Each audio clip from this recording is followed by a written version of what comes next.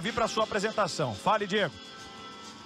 Só para falar como é que aconteceu a saída aqui da Lohane, o Chico deu um abraço nela, depois a Irina veio também dar um abraço para confortar a atleta. Ela está aqui segurando o choro, né, mais firme e forte, para daqui a pouco ver a Rebeca em ação. 11.600 foi a nota da Lohane. Oliveira, nós vamos juntos com a Rebeca. Agora o Brasil inteiro vai com você, Rebeca, para confirmar a sua vaga olímpica.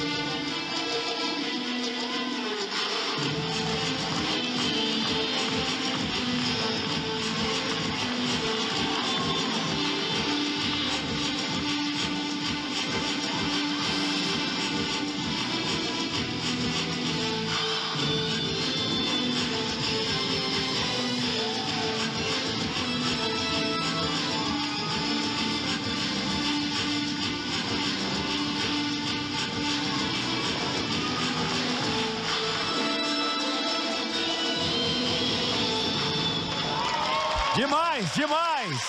Rebeca Andrade, para se tornar cada vez mais a favorita para conquistar o individual geral nesse campeonato pan-americano, tornando o sonho quase uma realidade.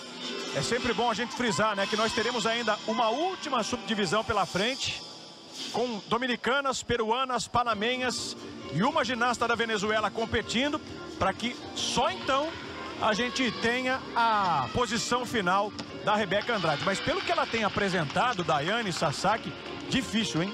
Muito difícil dela perder essa vaga. É uma explosão, né, gente? Explosão ali de ousadia, né? Juntando aí a música erudita com o funk, tudo a ver com o Brasil. O seu baile de favela, trazendo toda a ginga aí da Rebeca. Malemolência, né? Malemolência, segurou ali na primeira passada, sobrando, né? Sobrando potência, segurou até o último para não sair do solo.